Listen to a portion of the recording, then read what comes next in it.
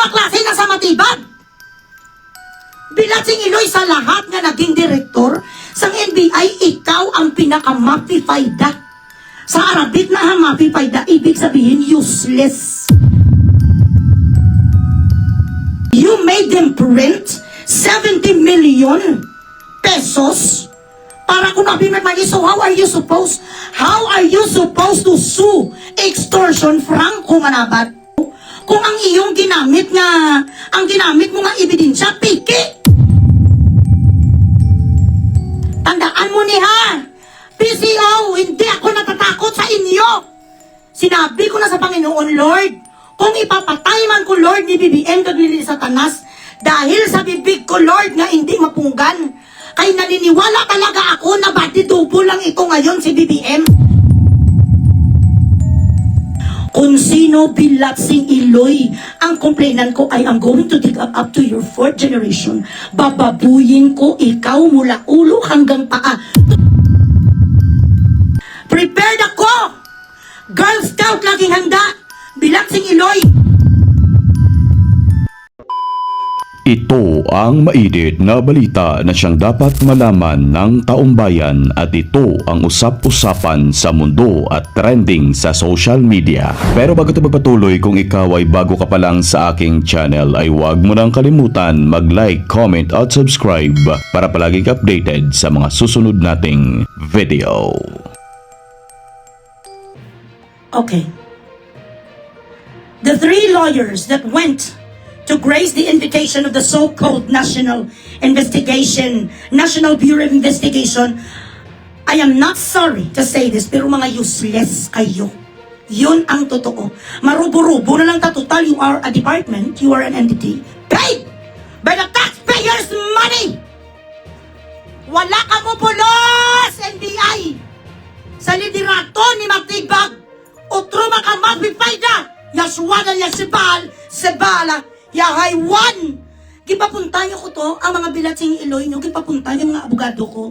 Thank you so much sa mga dedicated kong mga abogado led by Attorney Kaiser T. Cordero of the law firm of Attorney Kaiser T. Cordero Associates. Grabe ka mga matatapang, agresibo. Though, ang mga abogado ko very polite sila ha, mga kwan talaga sila, mga firm and proper, pero wag kayo, Bilatsing Iloy, head on makipaglaban. So thank you so much, Attorney Kaiser Cordero, Attorney Alexandro Marvin B. Polancos, Attorney Tiara Marie J. San Jose, Attorney Eliza May Rodriguez, Attorney Jubel Aguilar, and Attorney Laika May Umpong. Thank you so much sa pagpunta doon. Kanina, sa palalulok nga mga taga-NBI, wala ako nakadlok sa inyo. Wala ko Bilatsing Iloy gakurog ang akong ting. Ang ting hindi ginaipilipse sa mga ting nga mga 1.2 inches. Mantakin nyo naman ha. Ang sabi, alas 9 ang meeting.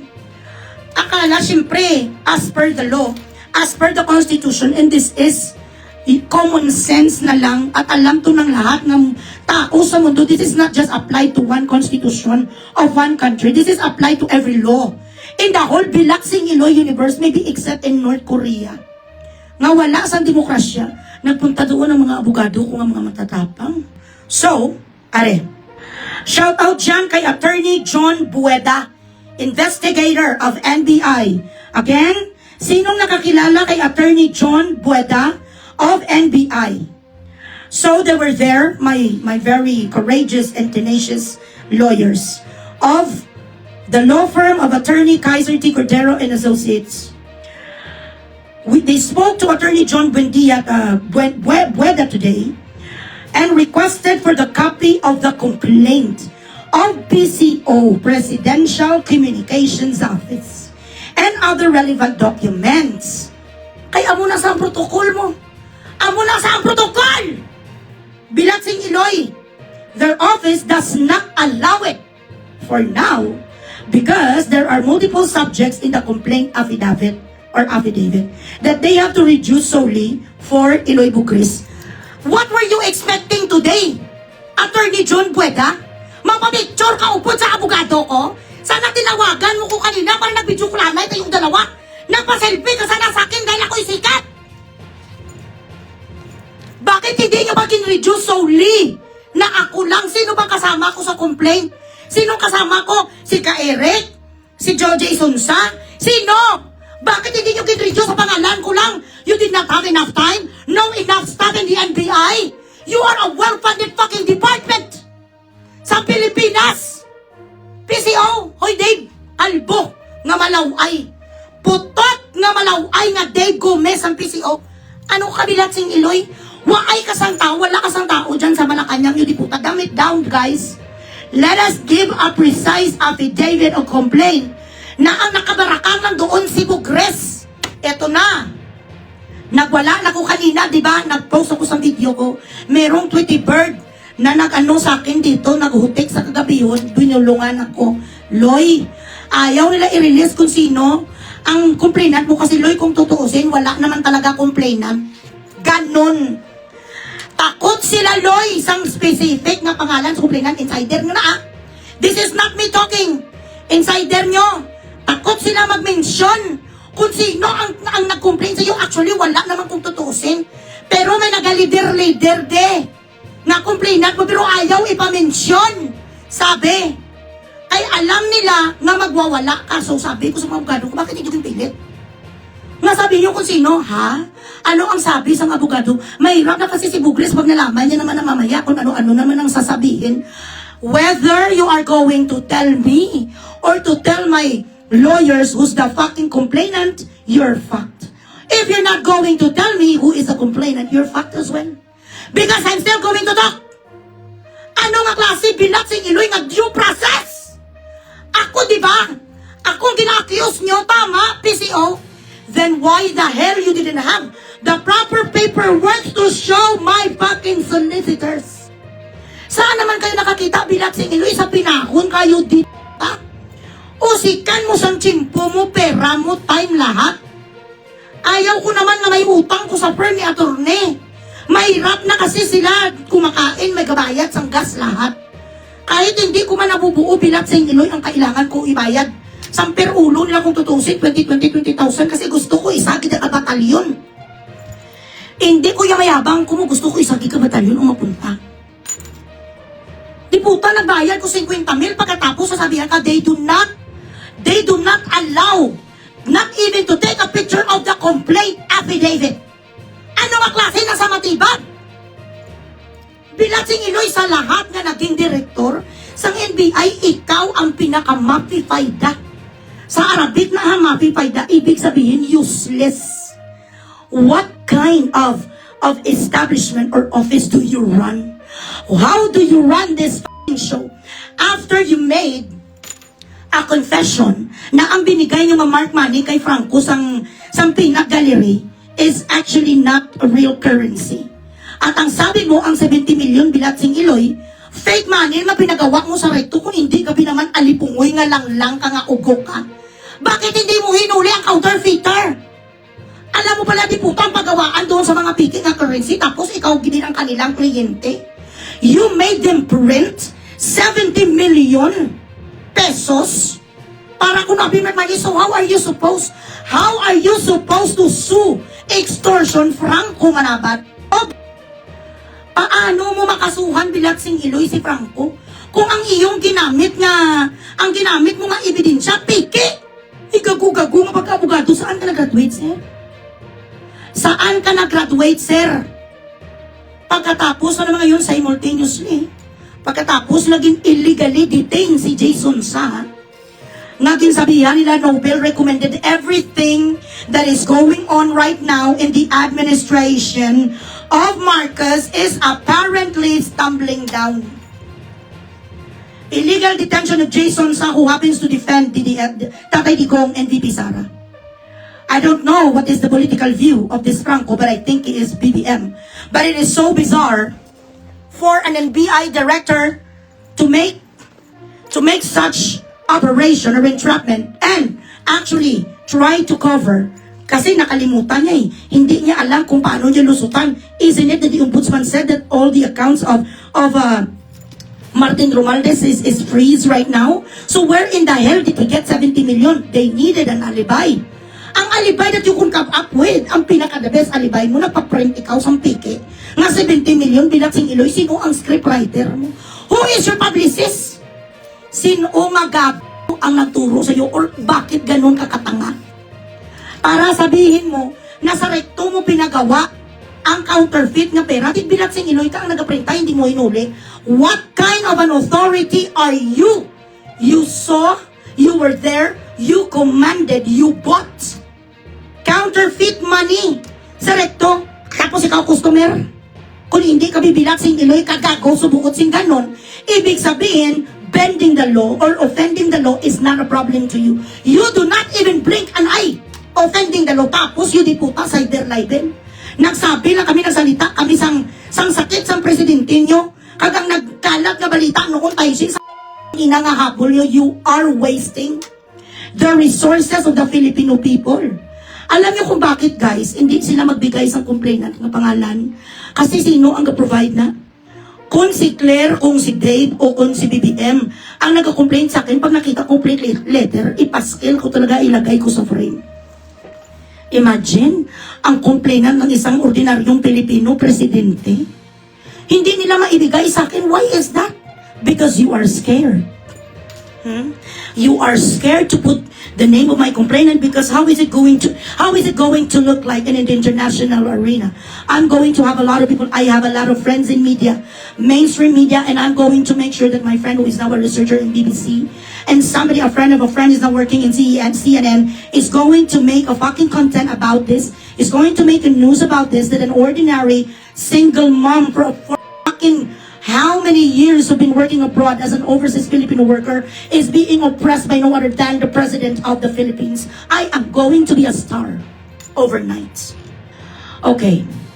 Meanwhile, he set the schedule for another conference on May 22, which we are not going to grace anymore. It's a f***ing waste of time. So NBI, doon na lang tayo makita sa DOJ. Sa Department of Justice na lang. Para doon, malaman ko kung sino ang complainant ko bilang sing Iloy. Mabalaan ko lang kung sino yung di puta ang complainant ko. You di puta, all hell break loose. Tandaan mo ni ha, PCO, hindi ako natatakot sa inyo. Sinabi ko na sa Panginoon, Lord, kung ipapatay man ko, Lord, ni BBM kaglili sa tanas, dahil sa bibig ko, Lord, nga hindi mapunggan, ay naniniwala talaga ako na bati-double lang ito ngayon si BBM. Yan, Lord, ang paniniwala ko kung makaisi man ko, Lord. Tanggapin mo naman ako dyan, Lord, sa gate of heaven. Kahit security guard na lang ko, Lord, hindi mo na ako papasukin sa paraiso. Huwag mo lang ako ilaglag dun sa impyerno kasi kawawa naman ang mga skin kung ganda-ganda ng skin ko, Lord. Hindi ko arikison, hindi ko napapul, wala akong bakukang. Kahit i-punish mo ko dyan ako sa gate, ako mag-welcome ng mga tao kung may papasukin ka. Or kahit sa purgatory na lang, yun ang sabi ko sa Panginoon, okay na ko dyan. Sabi sa akin ni Jesus, sure, yes. Sure ka, Bugres? Oo, dito lang ko sa gate. Ikaw na bala sa mga anak ko. Idalhin mo sila sa Canada kasama si Brian tsaka mga aso. Pero wag mo lang ako idagdagon to sa impyerno. Lord, kinagatulong mo ko sa mga mahihirap. Ang mga ginapachika sa akin, sir, natulong ko sa mga mahihirap. Sabi ni Jesus, okay, basta ha, sure ka. Doon ka lang sa gate. Oh, dito lang ko yung matambay lang ko security guard. Basta wag mo lang ko ilagay sa impyerno kasi grabe ang alaga ko sa skin ko. Karon, itong sabi, na-blood ko. Umanda lang kung sino sa akin complainant ko. Kakalkalin ko ang buong mong angkan. Kung sino man ang complainant ko dyan sa PCO, mamatay man ako the next day or so. Kung may assassin, magpapadala sa akin, tayshiin ako, it's okay. Pag nalaman ko, pag nakaabot sa Department of Justice, kung sino bilatsing Iloy ang complainant ko, I am going to dig up to your 4th generation. Bababuyin ko ikaw mula ulo hanggang paa. Total na kaso naman ko, ate, ano ba pinapait-ikubi? Mapaisti-isti pa ko? Small or little sins or a lot of sins is still a sin. Yun naman ang kainatnan, bilatsing Iloy. Catch me if you ka na lang matago ko yun di 6 feet below the ground. Katulad noon lang kay Bin Laden. Kay Kwan mo, tama, Bin Laden.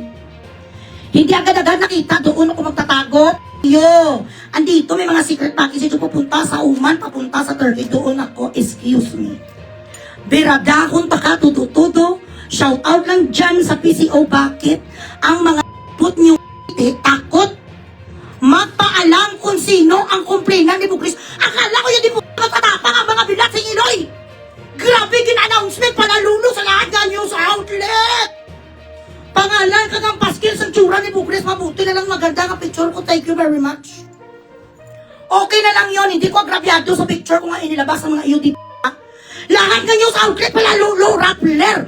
Bilatsing Iloy na press briefing ang Alpot nga sito-sito. Baday, sinungaling sulay Claire Alpot Castro. Grabe press release nyo. Sa Pinag Bugres. Meeting with the NBI.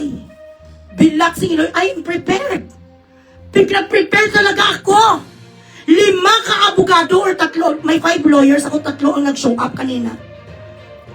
Kasi ang 2, sila ang naka-assign naman for other chirurut of Iloy Bugres sa aking mga kayamanan.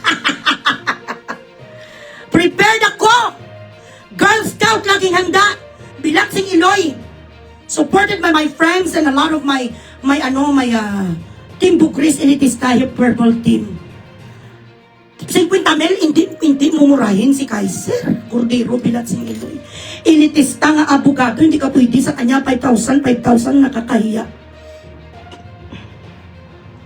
Mabayad talaga kasi 50 mil, pero tingnan nyo naman, they got intimidated. They did not see it coming that I am going to send 3 solicitors inside and 2 solicitors somewhere else. Checking every stations, every channel, every avenue. They were not prepared. Nga si Bugres lalaban. Hindi nyo kuya maparehas kay tatay, kay Daddy Jason sa. Naantayin lang kayo hanggang dakpin nyo sa doon, gadolor sa nga ginaasma. It's not gonna happen to me. I've been through hell and back. I am an ex-con abroad. Mas malala, Bilatsing Iloy ang pinanggalian dito. Ang mga isprakitik dito kasi mga ibang lahi. Nagkaroon ako sa party sa buhay ko, nagrayot ko, didiputa kaging Bartolina. Natutulog ko noon, diputa, ang paa ko ginakagat ko sa ginapusis. May action, may horror, may love story, may lahat na lang. Arabo ganiyo, mga judges, hindi ko kakuro-kuro, kamulang. Ako yung prepare ko kasi alam ko pupunta ko sa Sapina. Kaya nagpadala ako doon sa 3 ka-abogado. Tapos sasabihin nila, it's not allowed to give the name of the complainant right now because there are a lot of other subjects on the complaint. I-reason mo Attorney June Buidia, hindi ka marunong mag-edit, sir. Baka katulad ka rin sa fake news nila kay VP Sara nga hindi marunong gumamit ng computer. What is so fucking anal retentive about this anyway? I am not an expert. When I open my fucking computer or my fucking laptop, I only know how to open Facebook, YouTube, and Netflix, and Zoom. The rest, and a little bit of Excel, I know. Word, I know. Pero yung mga komplikado na mga Adobe, mga komplikado na mga Bilatsing Iloy, mga kayambut, ay! Mga kuro-kukok, hindi ko na naalam. I have assistants to do that for me. I have 5 admins to do that for me. I'm from the 80s. I'm fucking old school. I'm very manual. May libro pa kuya, guys. I still write. Okay, so to continue. Meanwhile, he set the schedule for another conference on May 22, which we are not going to attend anymore because it is a waste of our fucking precious time and money. Upon filing a letter request from our firm, also should the client opt to file a counter affidavit, we are given 10 days from the conference date within which to file it. Due date would be June 1st, 2026. Paano ako ganing, sir? Sir Abogado, Attorney June Bueda, paano kami mag-counter affidavit? Hindi po, taway kayo binigay na pangalan. Ghost complainant. Lahat sa mga Bilatsing Iloy, puro na lahat ghost. Ghost employees, ghost project, ghost tarugo. Ghost complainant. Kanino kami mag-file sa affidavit Bilatsing Iloy? Wala ganito, hindi ka namin alam kung sino. Dahil takot sila. Yan ang sabi doon sa taga-PCO. Yan lang natatakot sila kay Bugres. Because you know that I do not have qualms, I do not filter, and I do not give a flying to expose you. I am not in your jurisdiction, you know that. You think by trying to threaten me, and by trying, you think I'm going to be intimidated by you? Mas matalino ko kesa sa inyong lahat. Diyan sa inyo si Claire, madibati sa sakon o sige be? Huy, sinto-sinto, mga butigon, lahat na lang ang mga utang sa Pilipinas, ang Bilatsing Iloy, kayo ng iyong amo. Ganun na lang ang diputa makadipinsa sa presidente, ginaano ka ni BBMU diputa na ginagirya ka, hoy, sinto-sinto. Akala mo lang yung Todo asawa sa ni BBM. Ang lahat na nangyayari ngayon sa Pilipinas, ang mga utang ngayon sa Pilipinas ay dahil napabayaan ng Administrasyong Duterte dahil sa kanyang bill. So, ang inyong tanong kung bakit meron tayong mga trilyones na mga utang ay dahil yon sa pamalaan ng dating presidenteng si Duterte. Walang kinalaman dyan ang ating Pangulo na si Marcos. Naiwan sa atin ang lahat ng mga utang na bilyones ni Duterte administration dahil sa kanyang bill. Sabi sang alipungoy, sang Malacanang, you are the biggest mistake in the history of Malacanang. Sintok, bilat singiloy. Maraming salamat sa inyong walang sawang panonood. Kung mayroon kayong komento at suwestyon, mag-comment lang kayo sa comment section. At para sa mas marami pang video na katulad nito, huwag kalimutan mag-subscribe. As always, maraming salamat sa inyo. And goodbye.